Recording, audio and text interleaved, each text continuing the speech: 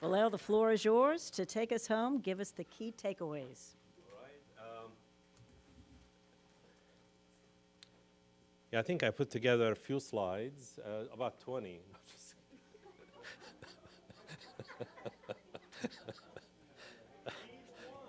Page one. And as a professor, I could go for 50 minutes. You just push a button, right? You can, that's right. Yes, you can. Takeaways. Takeaways, I don't want to bore you with a lot of details. I know it's the end of the second day, and it's thundering outside, and as if there is a message from up there saying, bring it to a closure, right? Yeah, we have a little time. Okay. What I did is I tried to take notes, and I don't know why this slide is not showing all the way to the bottom. But basically, I know there is more, and I stayed within the boundaries of the slide. But anyhow, I have a slide per session. We don't need to read through all of them. It's really notes I was taking while I was listening to the presentations. I'm not sure if I captured all of the items. So for session 1A, it was about the importance of infrastructure investment for local, state, and national economies. And I have the name of the moderator and the panelists there just to help you remember. And basically, there were a few things highlighted. We had examples, very thoughtful examples that were constructed. One item that stayed with me is quantification, the need for proper units and so on. I think qualitative measurement is useful, but if you want to tie it to the economics and finance, it has to be quantified in meaningful units. And this could then help in making the business case for even policy changes. So I have some of those highlighted in here. We could move to the next one.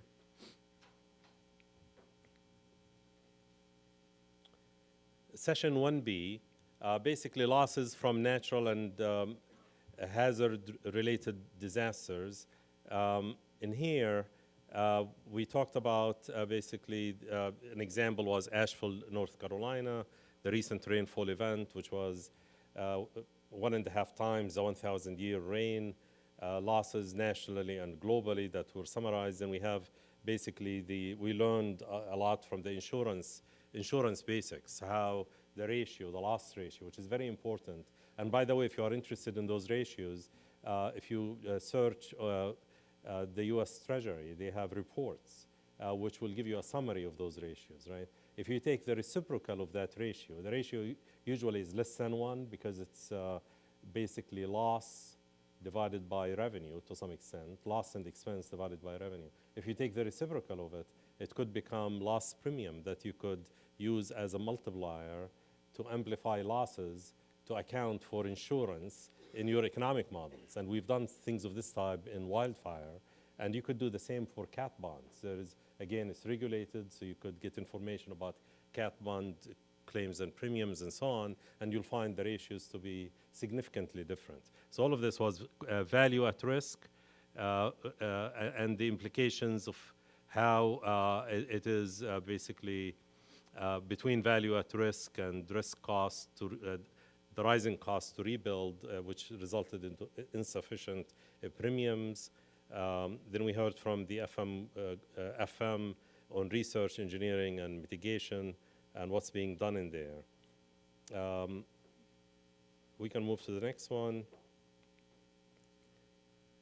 I think, the takeaway from this session, I could say, having the economic model, which is tied to measurement science in meaningful units, quantification through meaningful units, that could lend itself for economic valuation and accounting for basically loss aversion, which could be informed by those loss ratios that we discussed. All of this could help in basically putting a very strong case for bonds or a very strong base for resource allocation in terms of where we should invest, right? The next item, is that the next item? Okay, the next item, 2B. Oh, did I cover 2? I don't think I covered 2A. Okay. Financial risk and economic drivers, basically, they are integrated, which is a very important point. Then we had some discussion about for every dollar invested, there is $6 in damage reduction plus another $7 in economic benefit, macroeconomic benefit. All of these are great. I mean, I think we had a lot of discussion about those items, and that's all coming from NIPS, and we had JQ in here, and he answered some of the questions. Still, I raised one item in one of my questions, is the misalignment, right? Somebody is paying, somebody is benefiting. I mean, keep in mind that when somebody pays, is governed by market economics and personal preferences. So if you tell them, well, it benefits the economy by $7, they'll tell you, well, I need really to worry about my savings account, right? So I think this misalignment, it has to be dealt with. And that's not new. In risk analysis, there are many examples where the risk bearer is different than basically the risk owner. The one who's impacted is different than the one who's originating the source of the risk. So if they are misaligned, it's problematic, right? And that's where policymakers and the government could play a role. But that was very informative discussion. And I think, having such studies, and ASCE, they have their own reports. One was the cost of no action and closing the gap and so on. I mean, all of this, we need more of that because this will make a strong case for enhanced investment as well as in finance and the bonds that we heard about at a later session. Next, 2B. Is that too much details or is that helpful? Repetitious maybe? Okay. All right. Products and services for risk management. I mean, we had coverage on both the NOAA side, basically focusing on NOAA and what products and services that are available, and the NOAA Tools Cafe, and we have some materials out there, and we heard about SPEAR and other models. I think this area, it's receiving more advancement, I'll say, informed by the needs of different communities, including engineering, architectural engineering, insurance, reinsurance, and retail. And the needs are different. And this is evolving. This is an area which is, through the MAP funding and other pursuits, we are defining the design variables that you were talking about, that there will be very specifics.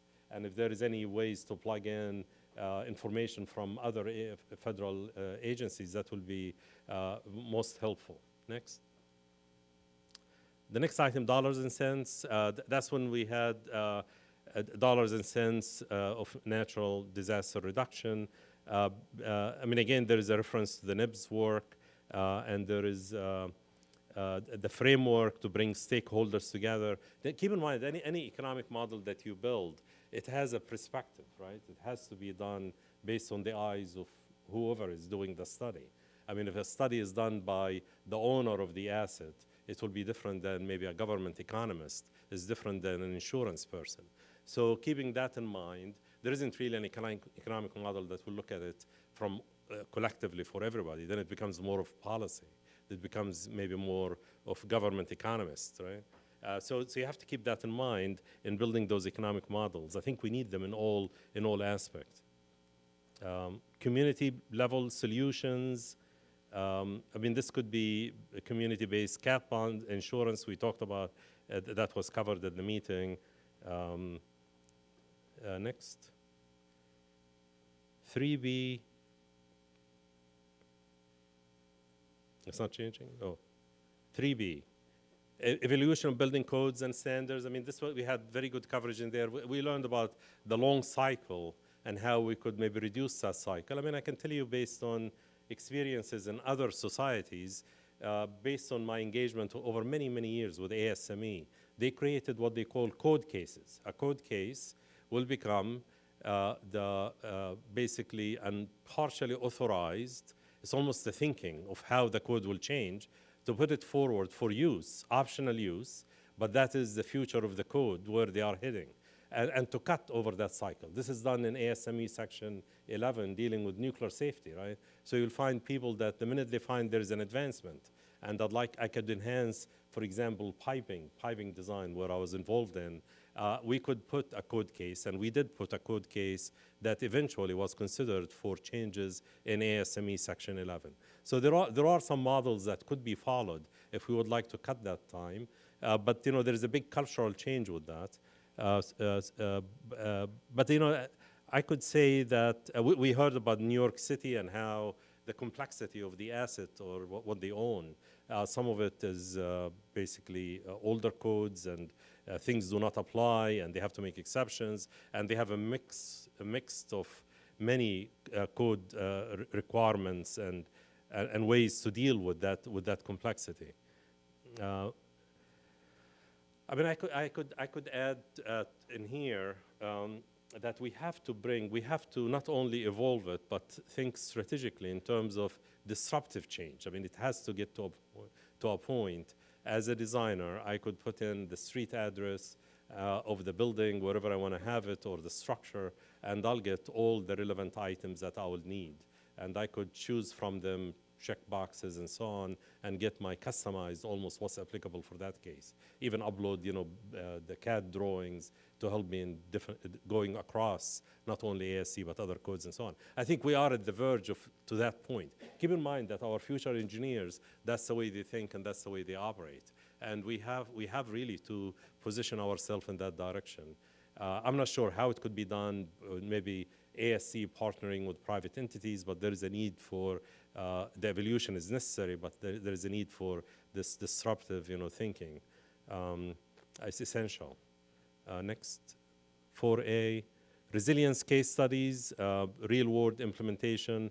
I mean, in here we heard about several, including the debris flow and then the Army Corps and the hurricane, Japan and India and so on, and source path side from NIST and CECI's work, New Orleans and what was done in the wildfire, and the work that was done related to wildfire.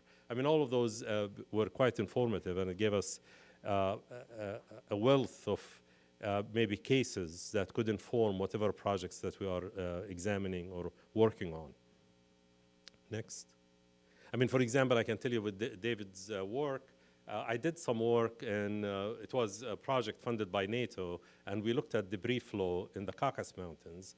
And basically, there is a dam which is upstream from Tbilisi, the capital of Georgia, and it's an earthen dam, and that dam is at the joint where two rivers come together.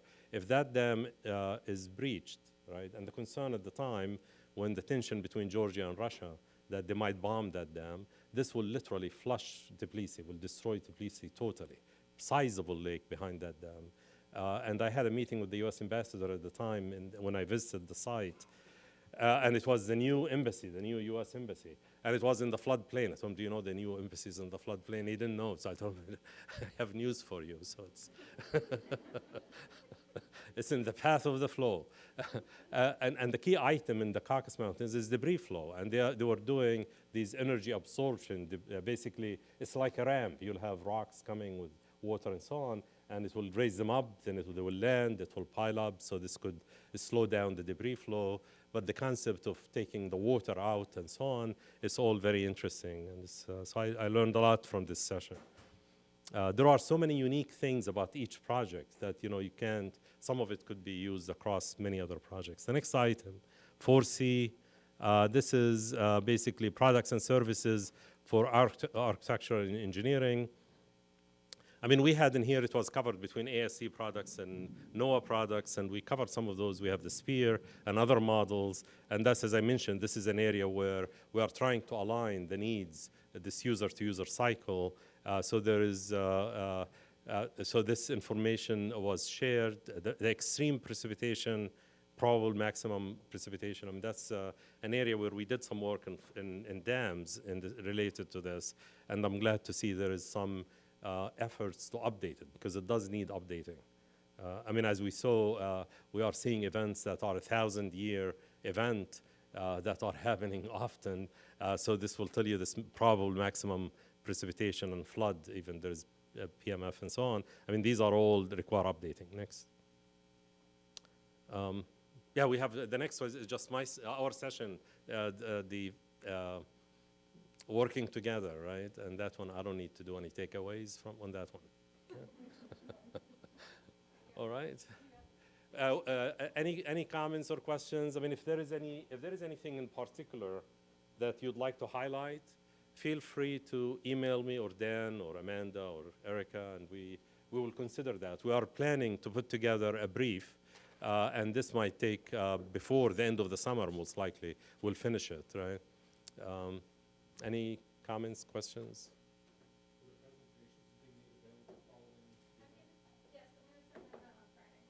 Yeah, the presentations will be available. The other items, everything was recorded, and we'll be working on how to share the recordings. So that will be, we have a YouTube channel. If you are not in our in our newsletter list, again, let us know, and we could add you to the newsletter list. Okay. Any other comments, questions? Well, I'd like to thank you so much for the 2 days. We learned as a task force so much from this, and we value very much your interaction and being in here and staying for the full second day. I appreciate that.